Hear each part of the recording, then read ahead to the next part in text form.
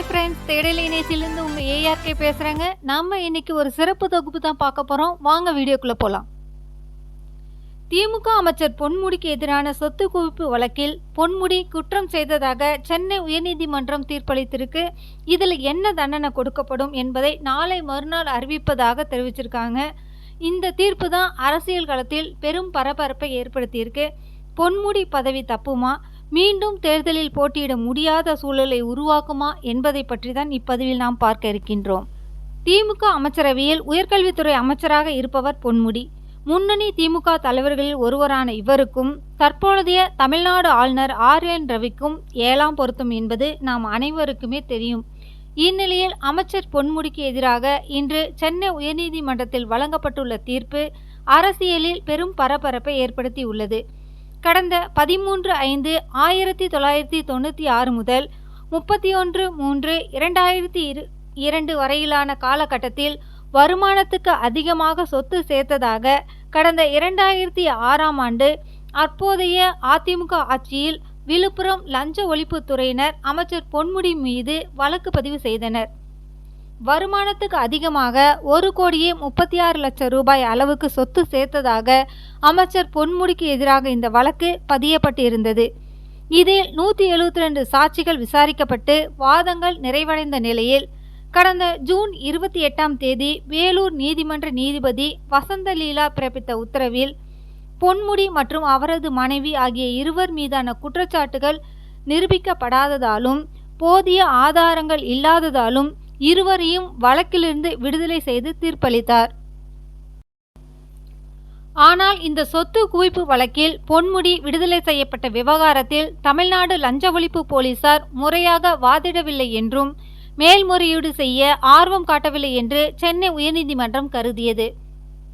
இதனால் சொத்து குவிப்பு மேல்முறையீட்டை உயர்நீதிமன்றம் தாமாக முன்வந்து எடுத்துக்கொண்டது. இந்த வழக்கை நீதிபதி ஆனந்த் வெங்கடேஷ் பதிவு செய்தார். பொன்முடிக்கு எதிராக சென்னை உயர்நீதிமன்றமே தாமாக முன்வந்து மேல்முறையீட்டு வழக்கை எடுத்துக்கொண்டிருப்பது பொன்முடியை மட்டுமல்ல திமுக தரப்பையும் அதிர்ச்சி அடைய வைத்தது.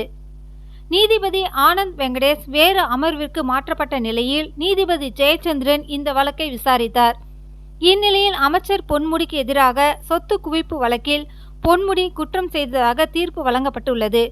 இதில் என்ன தண்டனை கொடுக்கப்படும் என்பதை சென்னை உயர்நீதிமன்றம் நாளை மறுநாள் அறிவிப்பதாக தெரிவித்துள்ளது. இந்த தண்டனையை பொறுத்து அமைச்சர் பொன்முடியின் பதவி மீது முடிவு எடுக்கப்பட வாய்ப்புகள் உள்ளன. 2017 அமைச்சர் பொன்முடிக்கு எதிராக லஞ்ச ஒழிப்புத்துறை செய்த மேல்முறையீடு சரியானது என்று சென்னை உயர்நீதிமன்றம் தீர்ப்பு வழங்கியுள்ளது. அதோடு சொத்து சேர்த்தது உண்மை, இதில் கீழமை கோர்ட் வழங்கிய தீர்ப்பு செல்லாது, பொன்முடி குற்றமற்றவர் என்று கூறி பொன்முடியை விடுதலை செய்தது செல்லாது, இந்த வழக்கில் அவர் சொத்து சேர்த்தது உறுதியானதால் அவரை குற்றம் செய்தவராக தீர்ப்பு அளிக்கிறோம். நாளை மறுநாள் இதில் தண்டனை விவகாரங்கள் வழங்கப்படும் என்று நீதிபதி ஜெயச்சந்திரன் தெரிவித்துள்ளார். இந்த தண்டனையை பொறுத்து அமைச்சர் பொன்முடியின் பதவி மீது முடிவு எடுக்கப்பட வாய்ப்புகள் உள்ளன. அமைச்சர் சிறை செல்லும் பட்சத்தில் உடனடியாக அவர் உயர்கல்வித்துறை அமைச்சர் பதவி பறிக்கப்படும். சட்டப்படி அவசியமில்லை என்றாலும் நிர்வாக அவசியத்தை கருத்தில் கொண்டு அமைச்சர் பதவி பறிக்கப்படுவதற்கான வாய்ப்புகள் உள்ளது. அதே சமயம் 2 வருடங்களுக்கு மேல் அவருக்கு சிறை தண்டனை வழங்கப்பட்டால் அவரின் MLA பதவி உடனே தானாக பறிபோகும். அவர் 6 வருடம் தேர்தலில் போட்டியிட முடியாது. இதனால் அமைச்சர் பதவியும் தானாக பறிபோகும். இது திமுக மத்தியில் பெரும் தர்ம சங்கடத்தை ஏற்படுத்தும்.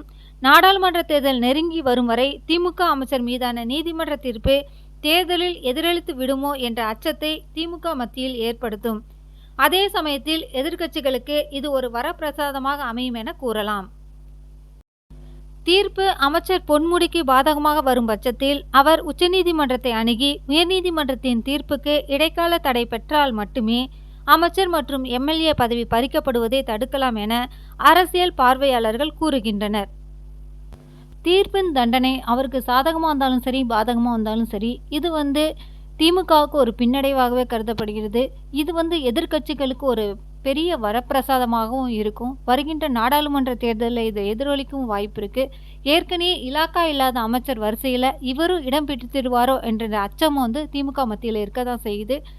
மற்றொரு சிறப்பு தொகுப்பில் மீண்டும் சந்திப்போம். நன்றி, வணக்கம்.